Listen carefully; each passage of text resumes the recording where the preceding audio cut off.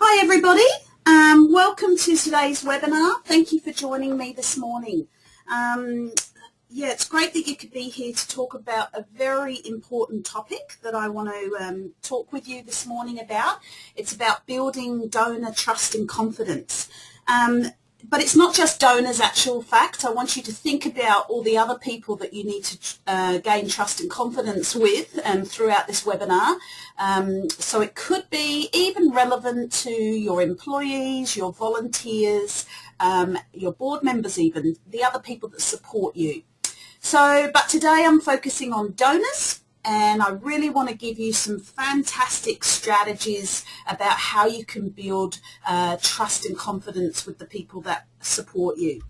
So I hope you've grabbed a cup of tea or coffee and turned off your phone, closed the door, because this is going to be some great information today. If you lose sound for any reason, you can always pick up the telephone and dial in by telephone, so don't forget that in case you, for whatever reason, drop out. And I am recording today's webinar, so if you'd like to go back over it another time, I will be making it available on the Pillars of Best Practice website, and so you will be able to have access to it to watch it again. Okay, so let's just, here you go, introduce myself. So you know that I'm Ruth Knight and I'm your host today. I live on the Gold Coast and I've been managing in the sector for nearly 20 years. I have qualifications in health, counselling and non-profit management, and I do a lot of training and consultancy with a lot of different organisations, and I'm also the director of Pillars of Best Practice. So it's great to be able to host this webinar today, and I hope you get a lot out of it. I did email you yesterday a little sheet called a Get It Done sheet, and this is the place where I'm just encouraging you to write down anything that you learn or get out of today, whether it's a good idea or an opportunity or an action that you think you need to be taking, because I want this to be a really fruitful webinar for you. So, you know, if you can write down your ideas and take that away and implement those ideas, then I know that it's going to be really amazing for your organisation. What are we going to talk about today then? Well, I've picked up, we have only got a short amount of time, but I've picked up on some of the most important things I think that you need to be aware of. We're going to look at the most important advantage that your organisation has, what donors expect of you, why saying thank you is still important, why results are important and what results matter, how you can lose trust in an instant, and what can help you stand out from the crowd. So this really is, I would say, some of the most important information that you need to know for your organisation. It's pretty much guaranteed that if you can get this, this is going to really help you grow and gain more supporters, not just keep the ones that you've already got. If you've got any questions throughout the webinar, please use the side panel on your computer. You'll see that there is a place where you can type in questions. I don't know if I'll get time to answer all your questions today. I will try at the end to answer some questions, so just type them in at any time. But if I don't get to answer your questions today, I will still be answering them by email or somehow. So don't hold back, write down your questions or comments, and I will see what time we have at the end to go through some questions. Okay, well, let's get going then. So really, why does trust and confidence matter?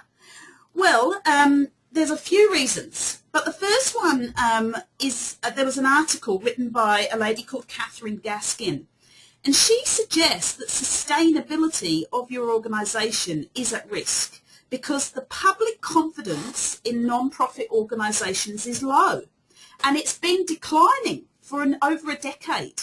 I don't even know if you're aware of that, but they've done some research into what the public thinks of non-profit organisations, and unfortunately not a lot of people trust organisations or charities in the sector.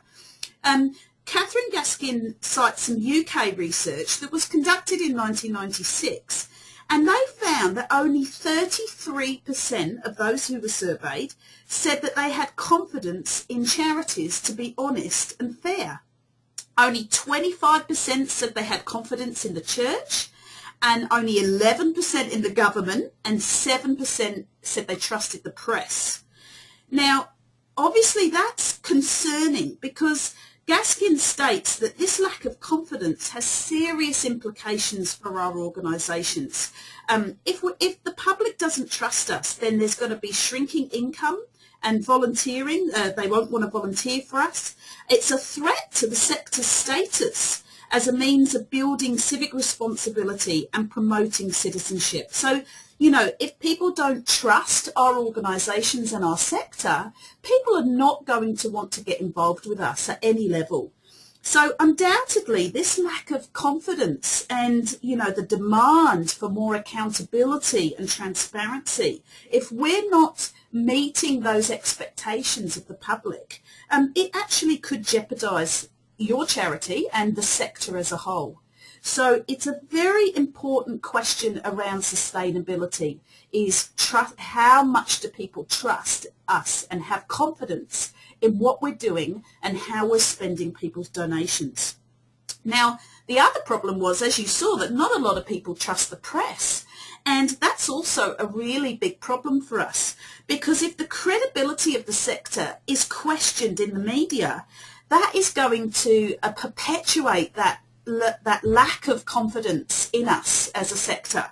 And so, you know, as a whole, we need to, as a sector as a whole, we need to really stand up and say, what are we doing to get the media to promote us as trustworthy organisations? Because they're not buying a product as such from us. They're not coming, the public, but we're asking them to donate. We're asking them to volunteer. We're asking them to give us things.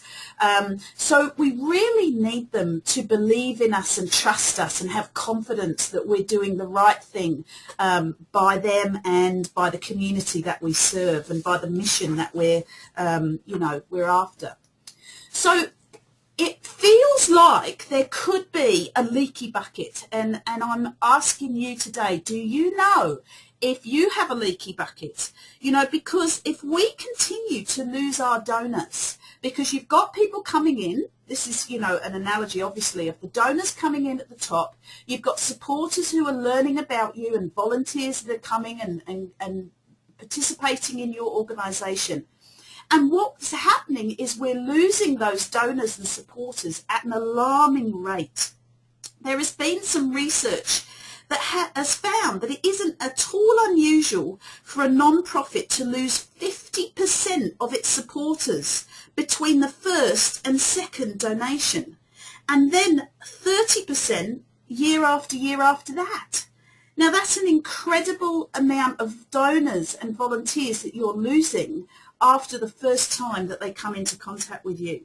Now they've also done research in the US about attrition rates, and they have found that 70% is considered an acceptable attrition rate by most organisations. Now, while you might say, well, keeping 70% is good, well, hang on a minute, that's 30% of donors that we're losing every time they donate. That's an incredible amount of donations and funds that you're losing by not holding on and retaining those donors. So it's an increasingly leaky bucket, and it would be interesting if you know your attrition rates, and so you need to maybe have a look and see, you know, how are you keeping your donors, and how are you losing, or why are you losing your donors after that first time that they donate or second time. So regular giving is obviously very important. We must try and keep those donors and supporters for as long as possible, because we know it's much harder to go out and gain new donors and new supporters. That's a lot of hard work. But if we keep our donors and we keep our volunteers and supporters, it's much more cost effective and efficient for us. Now, another problem is fraud. Mistrust is a challenge, facing even non-profits at an international level, and fraud is one of the big problems internationally. The growing number of charities around the world means that there's also an equally growing number of fraudulent claims and fraudulent charities. And again, this is a very bad look, on the non-profit sector, because charities, should be trustworthy. I mean, I'm sure you would agree with me that most people would consider, charities to be very good with their money and honest with their money. But sadly, there is a lot of fraud going on in the charity sector. So it could be as small as someone stealing from the petty cash box, or even up to large-scale misappropriation of funds. Fraud can occur at many different levels. And smaller organisations, unfortunately, are especially vulnerable because they don't always have the policies and procedures in place to avoid workplace fraud. When you've got a lot of volunteers or untrained volunteers or staff handling money, handling donations, etc., and working with money in your organisation, unfortunately, if you don't have those risk management policies and procedures in place, you could find that there's fraud going on. Now, Chartered Accountants BDO, together with the School of Accountancy at the Queensland University of Technology and the Non-for-Profit Network, they joined forces in 2006 and they surveyed the non-profit sector about the level of fraud in Australia. And they found that organisations with an annual turnover of between $1 and $10 million reported the largest number of fraudulent behaviour. Only 15% of fraud was committed by unpaid volunteers, but the majority of fraud involved less than $50,000. Now, whilst again you might say, oh, well, that's only a little bit of money and it's only certain organisations. I mean, look, if this is critical to us to make sure that this doesn't get out, that there's fraud happening within we don't want fraud to happen within the non-profit sector, because this is an indictment to us as a sector. So mistrust and fraudulent behaviour is a critical issue, and please don't say it would never happen to you, because as it's shown here, that it's usually small organisations and it happens when there's not the policies and procedures in place. Now, the other reason why trust and confidence is really important is because there's a lot of competition. There is now, we know over 700,000 non-profits in Australia, all wanting financial support and donations from the public. So, and of course, it's not just Australian charities, there's millions of overseas charities as well that people have the option to support. And how do you make sure that you stand above the rest? How do you make sure that your donors keep coming back to you and want to support you? And I would suggest that trust and confidence is one of the most important critical things that you need to have, because you really want to have your donor loyalty. They found that a 10% improvement in loyalty can yield up to a 200% increase in the projected value of your donor base. So as significantly more donors upgrade their giving, give in multiple ways and recommend others, and ultimately perhaps leave a legacy or bequest. So if you think about the lifetime giving of your donor, it is much more sensible to keep the donors that you've got. I mean, of course, you're always trying to build that base, but those donors who get to know you and believe in what you do and support you, you really need to keep their loyalty. So let's just have a look then about where is trust? Where does it sit in the cycle of giving? Well, as you can see here, this is from a report that was written by Charity Star in the UK in 2011. And they state that accountability is naturally connected to transparency, which is the degree of how openly an organisation communicates its information. And transparency is also measured by the availability of the information. So an accountable and transparent organisation holds the prerequisites of being trusted by donors, and the trust manifests itself through a strengthened donor engagement, which in turn, generates greater amount of donations. And that is how the cycle of giving is perpetuated. So let me ask you then, so how do you see this, the importance of that trust? If you don't have accountability or transparency or trust, how are you going to engage your donors? How are you going to keep the loyalty of your donors? Because if you don't have that, you may find that that's why donations are not coming in, or why donors are leaving you and not donating a second, third, fourth time. So we can see that trust is a critical part of that cycle of giving, and we need to keep that trust going all the time. They've also done some research into why donors leave organisations, and this statistic is from some latest findings from Bloomerang, which is I found it on a post on the non-profit marketing blog in February of this year, and they found through their research that 50% of donors leave a charity through their lack of communication. Now, I looked a little bit more into this and thought, well, what is it about communication that donors are not liking or they're not getting?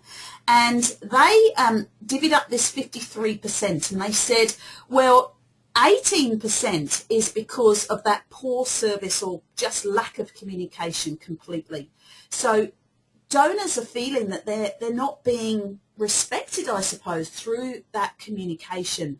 They just feel that they're not hearing enough, or a quality amount of communication, and so out of sight, out of mind, and they will go and donate to someone else. Secondly was they were never thanked for donating. So 13% of donors are leaving organisations because they were never thanked.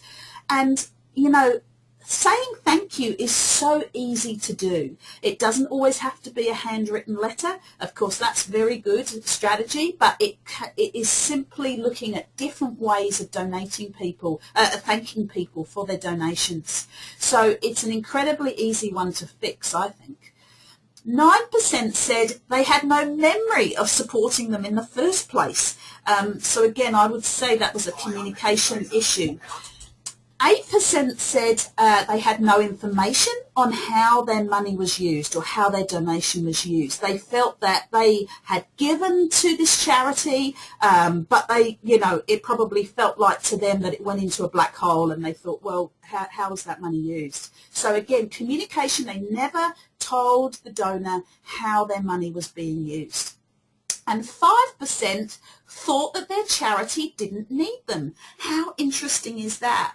That for some reason, the donor thought, oh, they're happy, they've got enough money, they look like they've got lots of supporters, they don't actually need me to support them anymore, I'll go and support another charity. So now that's a communication issue, because if you think that you're, how you're communicating is making donors think that you don't need them anymore, then you've really got to look at your communication strategies.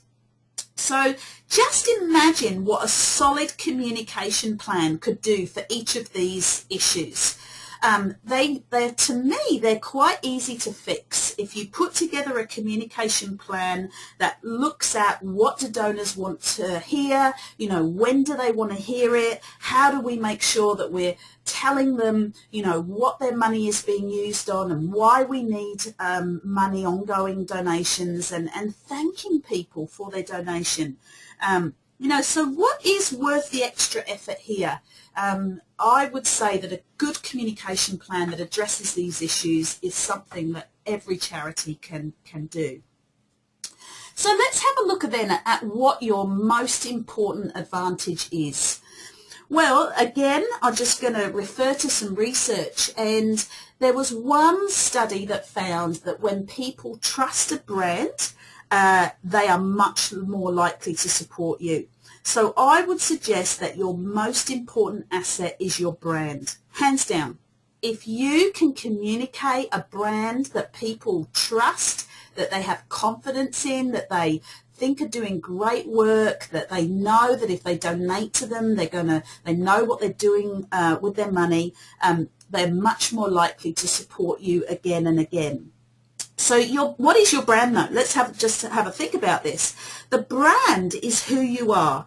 It's your personality or your persona and your ability to engage your supporters and your donors. So it's like a personality of a person. And you just think about your friends right now, your human friends. You know, you like to connect and communicate and spend time with people who are friendly and interested in you and, you know, are happy and, you know, are pleasant to be around and who you can trust.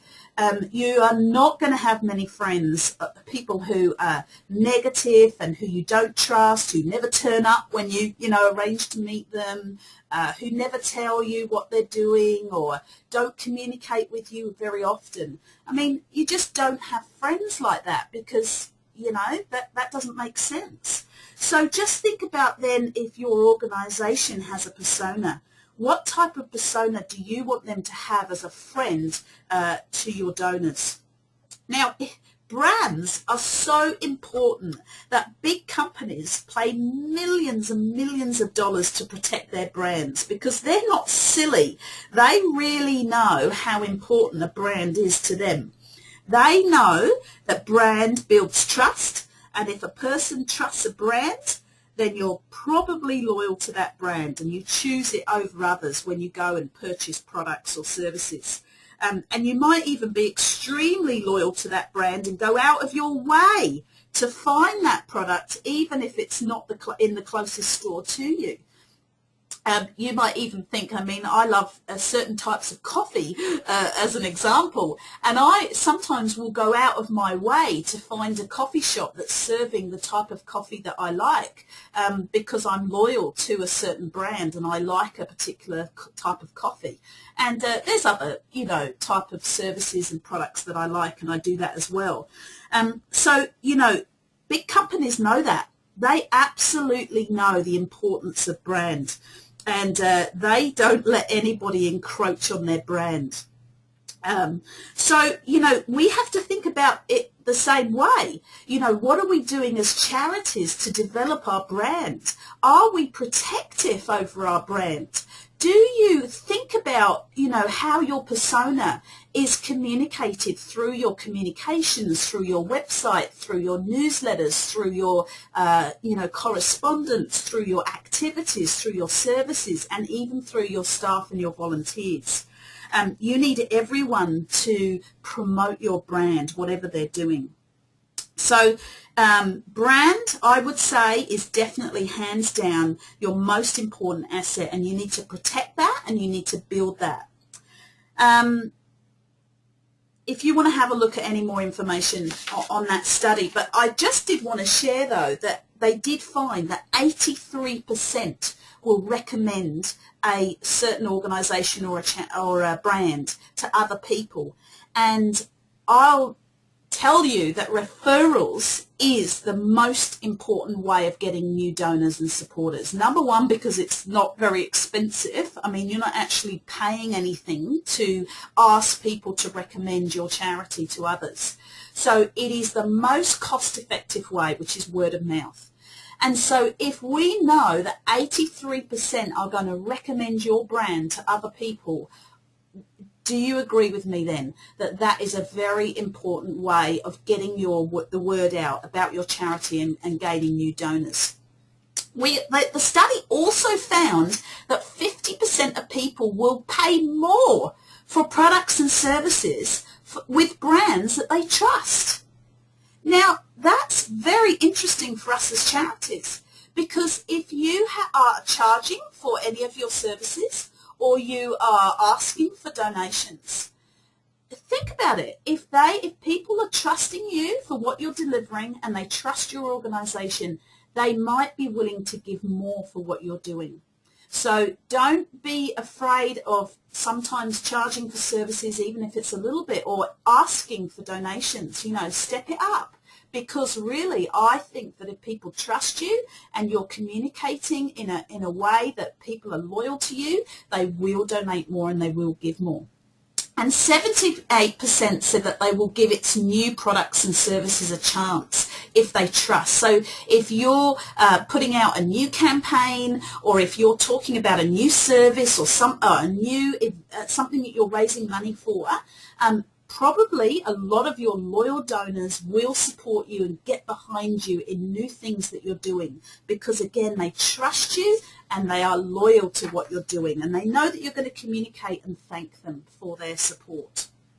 Now, there's recently been done some survey by the Australian Reader's Digest.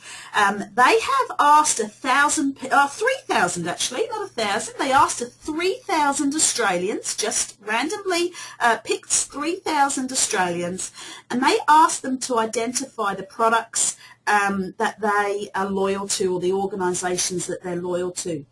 And they came up with a whole list, and in the top 10, there was only one charity, and it was Guide Dogs.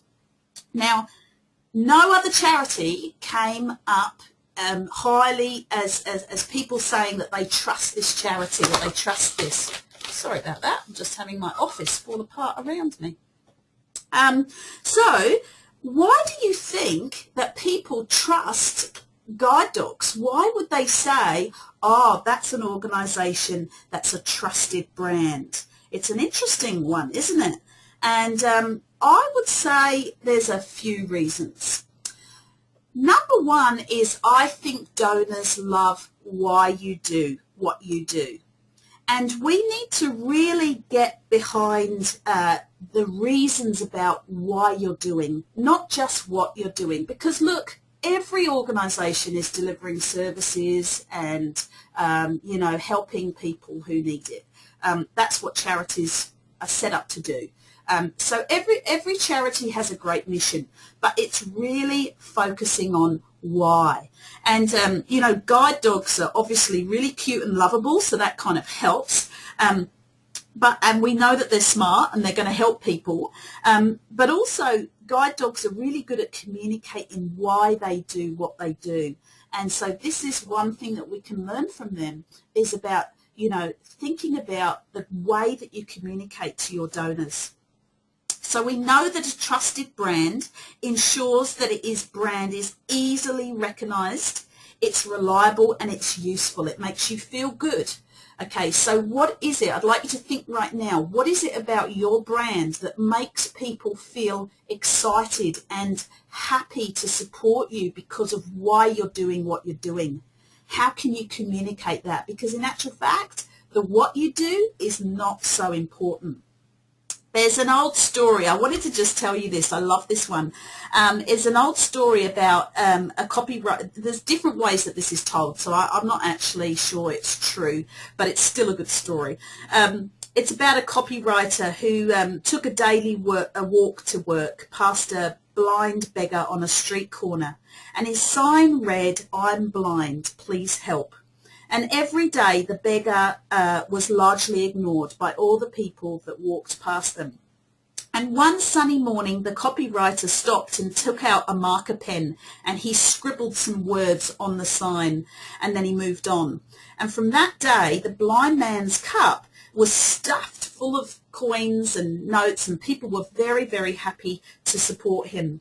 And the reason was because the person who wrote on that sign had just slightly changed the way that he was communicating to passers-by, and it now read, "It's spring and I'm blind, please help."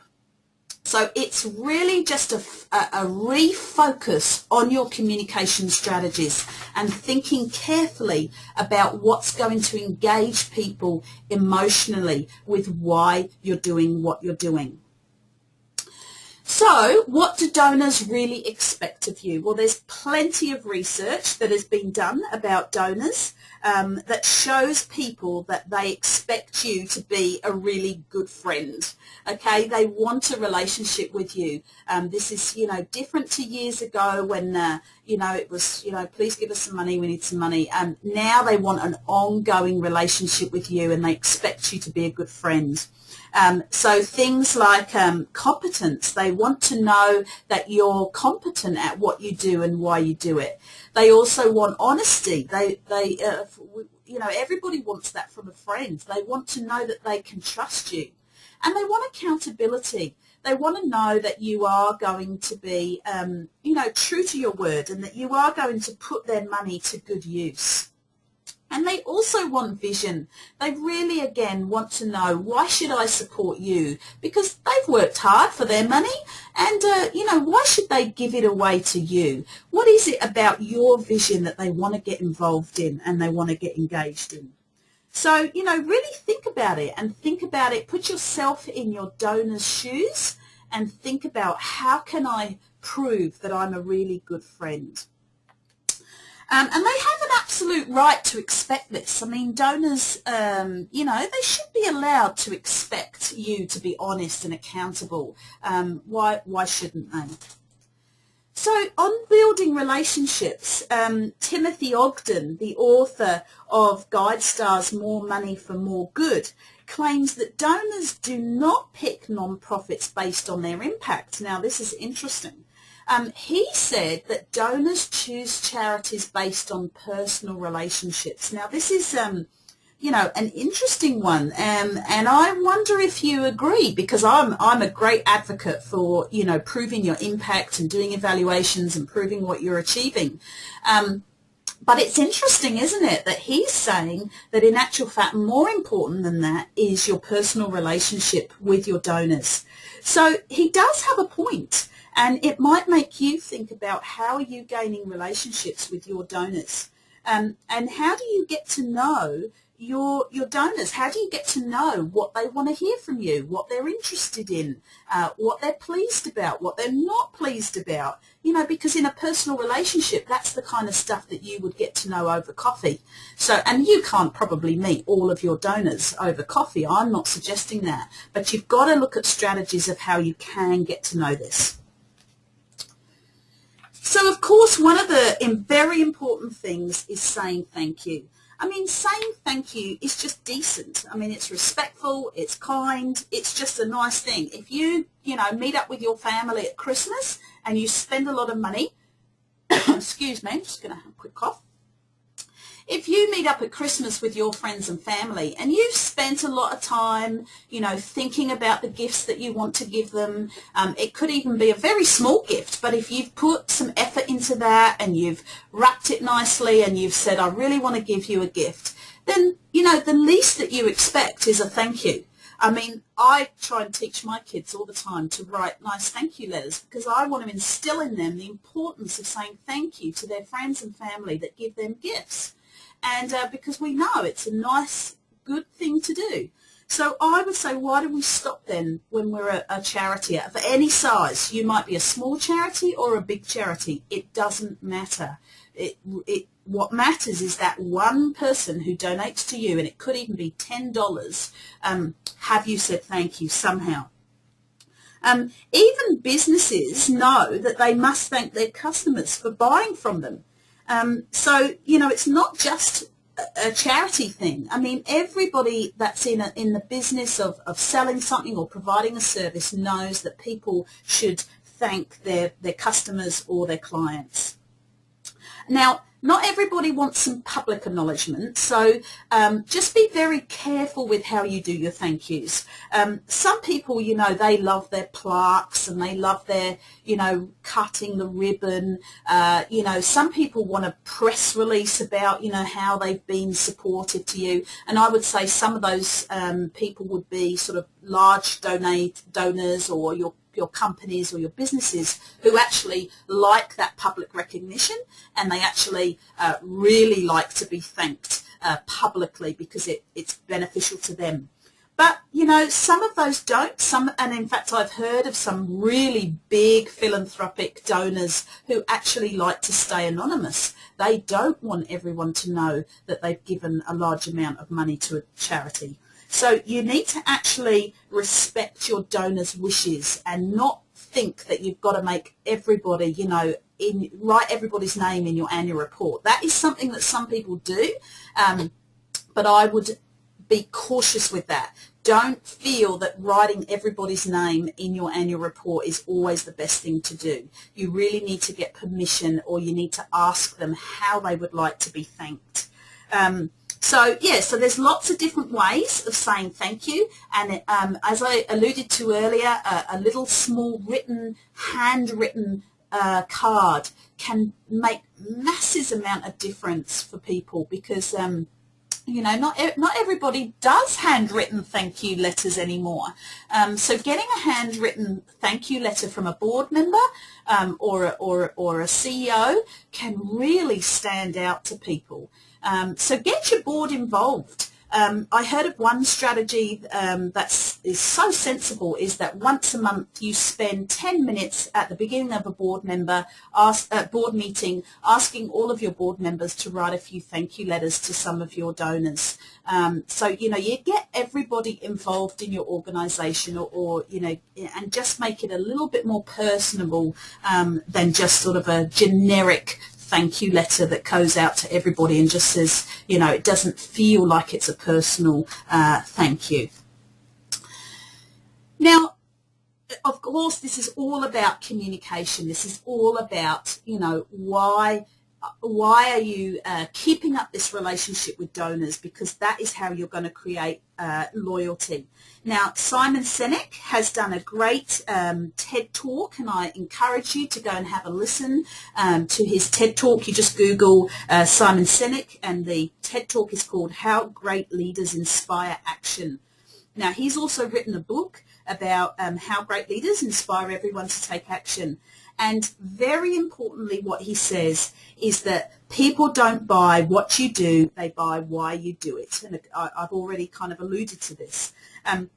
But I want to really hone this in. I really want to make this very important for you to understand, that you need to try talking or listening to your donors about what they think, what they believe, and what they want to see in the world. So it's really about making your donors happy and communicating to them in a way that is clear to them. Now, you must communicate regularly to your donors, and don't always ask for something. That is a problem that we have sometimes, because we think that, quick, we need some money. We want people to donate to us or get involved in some fundraising, etc. So we tend to go out and write a letter to everybody and say, please donate. And we forget that, sometimes people don't want in a relationship to always be asked for something. Regular communication should not always be that asking. It should be telling them and getting to know them and telling them some good stories, and tell them about clients that you're working with them. Tell them about, why, again, you're doing what you're doing. Don't always make it about what you need or what you want. And of course, I know this picture is a big megaphone. You don't always need to shout, and you don't always need to do it, every week. Some people don't want to have a lot of communication that's very heavy and very long to read. I would say today, people like short, smart, small types of communication, but regularly. So whether you choose to do it fortnightly or monthly or, quarterly, I would say is a bit maybe too long.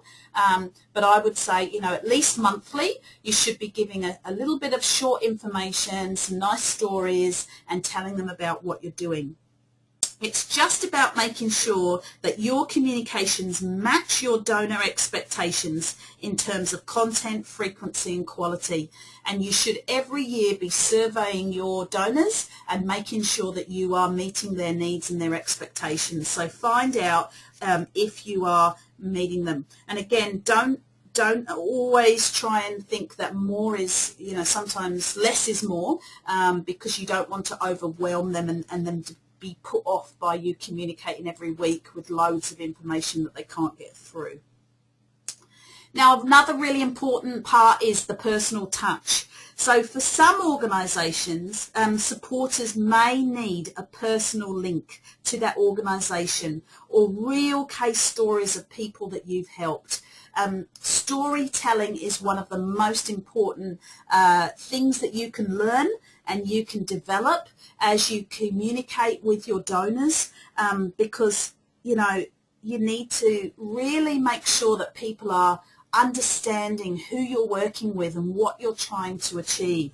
Now, obviously, you need to get permission if you're using real stories and real names, but there's nothing like using real people and real problems and real challenges for helping your donors connect with you.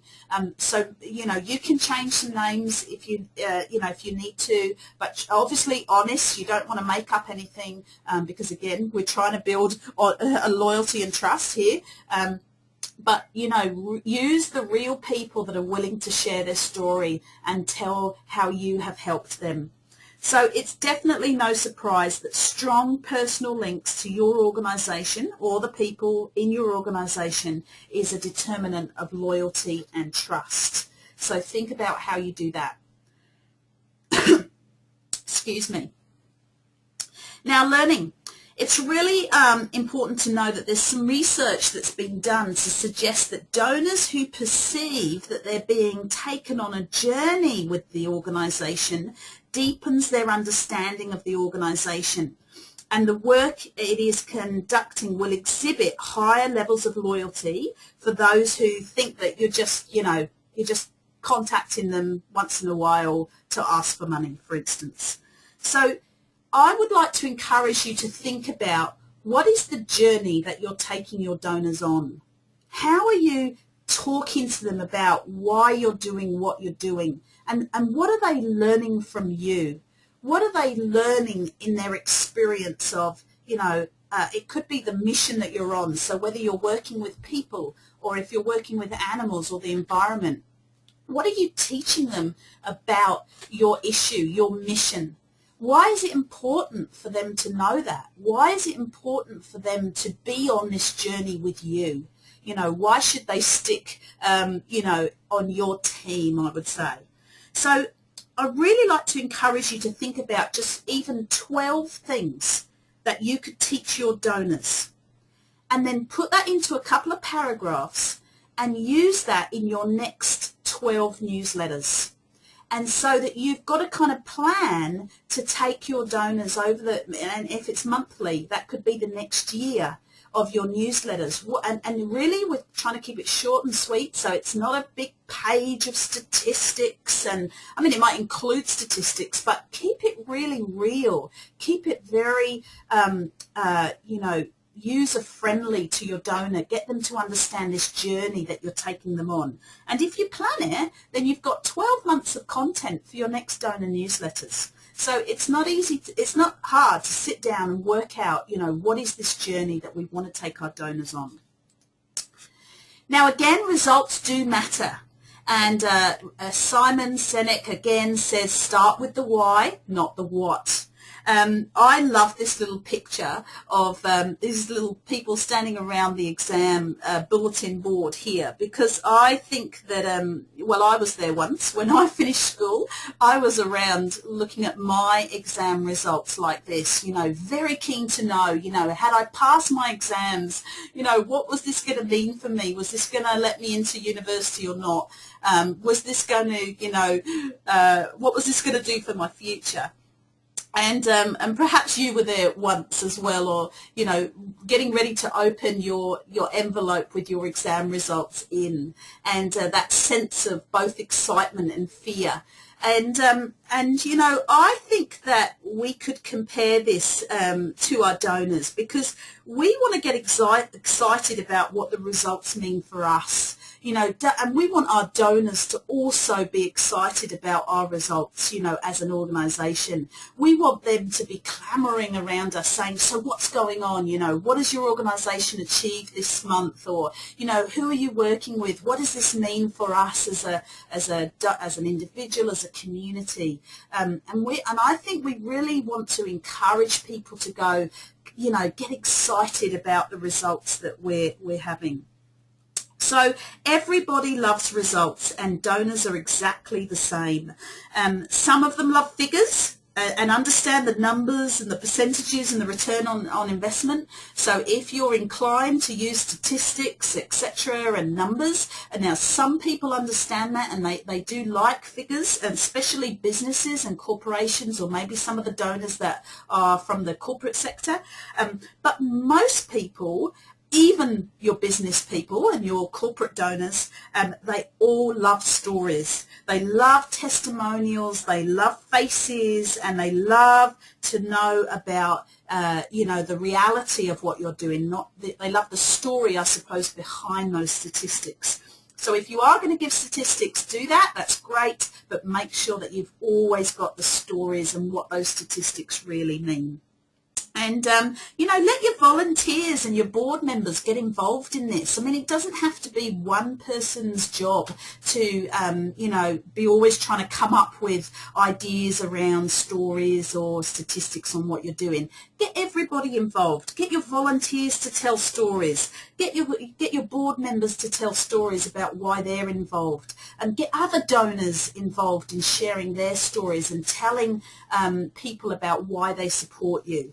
So, you know, think about the why, and give those results to donors regularly and consistently, and of course always honestly.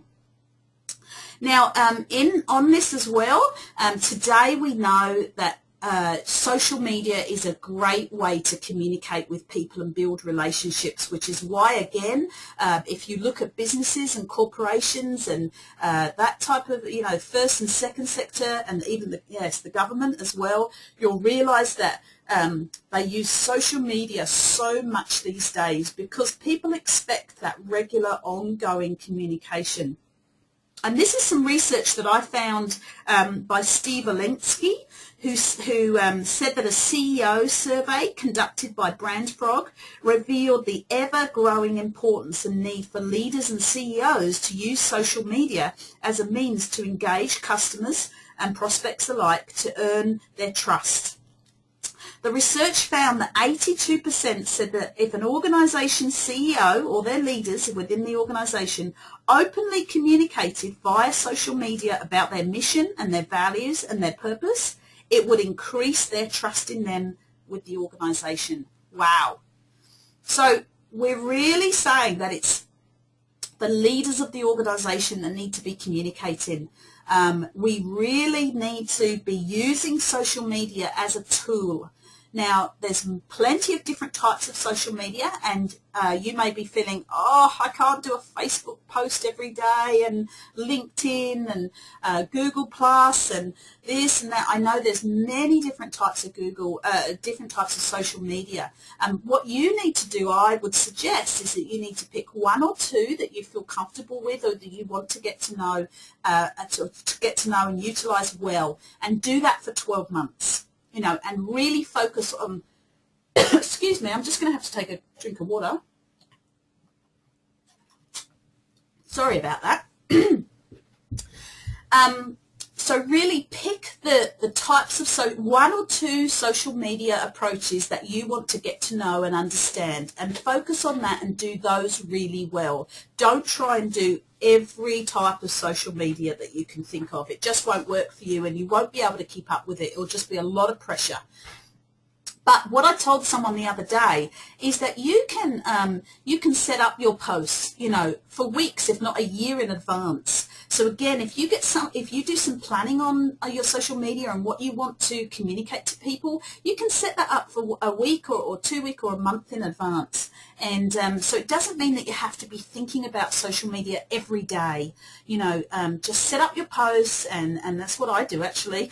For those of you who are on my Facebook my Facebook pages and follow me there, which I hope you are. I don't always do that every day, even though you'll see posts from me. I usually set it up a day or 2 days or a week in advance, and that way that I don't have to think about social media every day. So there's just a little trick for you. Be transparent. Okay, well, again, we know that this is a really important approach to gain trust and loyalty and confidence with your donors.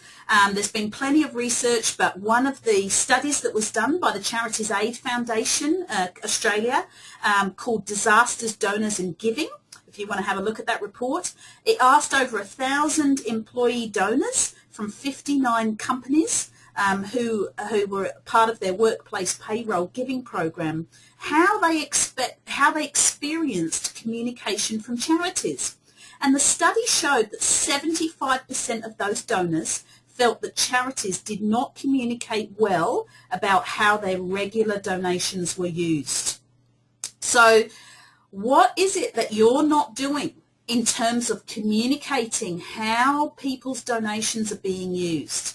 And you need to think about, are we being transparent? Because, and of course, it doesn't mean that, you're so transparent you're telling everybody everything. I mean, you can be very strategic in explaining what numbers mean, because, numbers, as I said before, they're quite good sometimes, and some people understand numbers and financials, but a lot of people don't.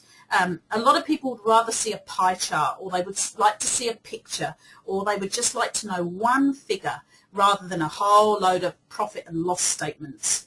Just don't do that to your donors. Don't send out profit and loss statements unless they, you want to, because they just won't understand that, and you'll confuse them, and they're more likely to go, I just don't understand what they're saying. So, the conversation around how you're spending money and what you're doing with donations is a really important one, but make sure that you communicate well and effectively. And the other one is, that people want to know whether you're making good judgments with their donations. They want to have trust that you have thought about how you're spending your money. And they want to know that you're effective and efficient with them. I mean, they're not going to use those words, but that is really what donors are wanting from us. So you can increase trust and confidence with your donors by just making sure that you're communicating with them why you're spending money in certain ways. Why is it that you set up a program in this community rather than this community? Why is it that you're offering this service rather than this service? Why are you working with this target group rather than that target group? I mean, tell them why you're making decisions and judgments about what you're doing and how you're spending your time. It's just, helping them again on that journey with you about why you're spending your money and what's important to you, and why you need more money. Because, again, you don't want them to think that, oh, well, you're fine, we'll just go and support another charity that needs donations. You need to continually say, we're doing this great work, but we need more money to do this. And service quality, of course, this is really sort of the last approach I want to talk to you about today in terms of what you can do to increase that trust and confidence. At the end of the day, you just need to provide a really good service to people. And this is, whether it's your projects, your programs, your services, your events, whatever you do, think about quality. And provide these services and programs and events with integrity, and just do a good job, because people will spread the word.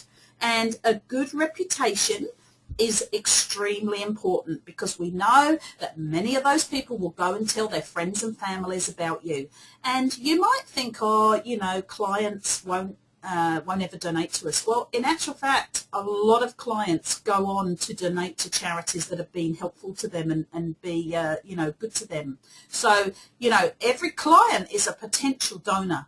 And every donor actually is a potential client. So you need to really think about, how are we providing quality in everything we do, from the moment they send us an email to the time that they give us a call on the phone, to the time that they interact with us as a volunteer. Because, again, volunteers are great donors sometimes, because they get to know you and they have a relationship with you and they understand you. So a lot of donors turn into very good donors.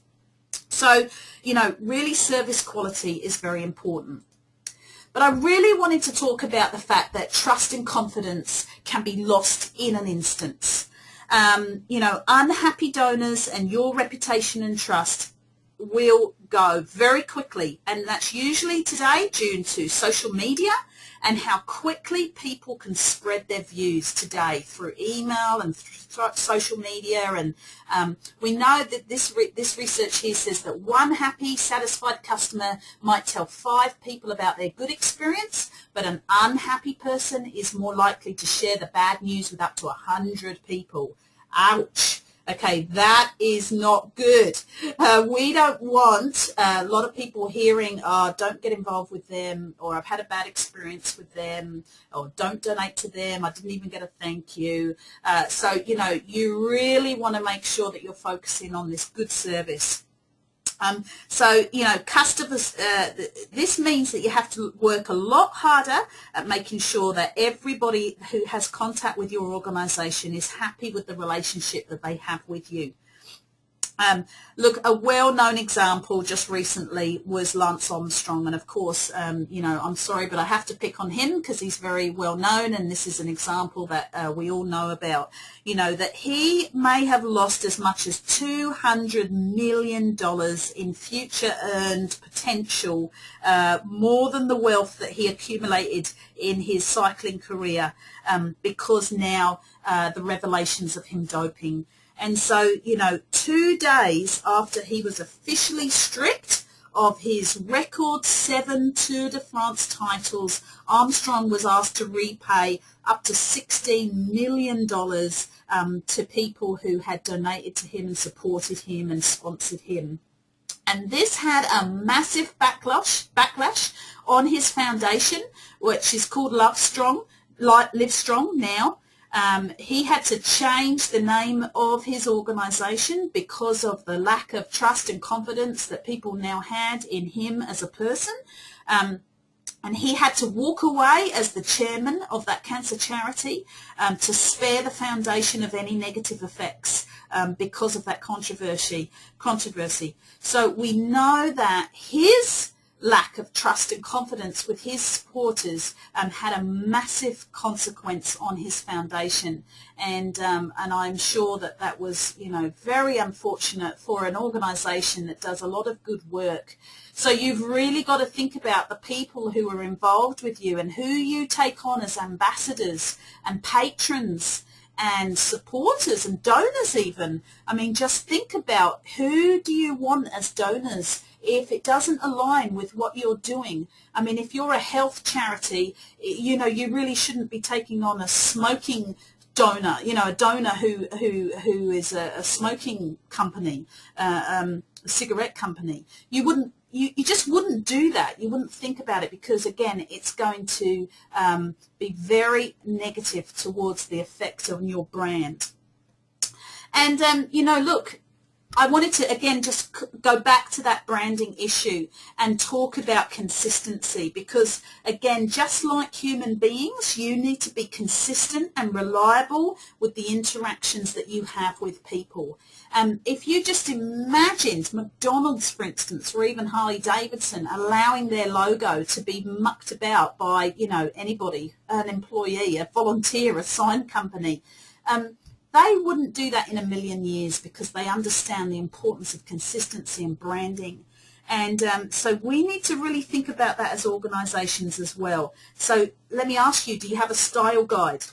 Do you have some consistency between your website and your brochures and your adverts or your, you know, your flyers? Is there consistency? Do you let people just come up with their own flyers, or, you know, or do you make sure that you have a policy and a procedure about how you promote yourself, or the press releases that you do, for instance?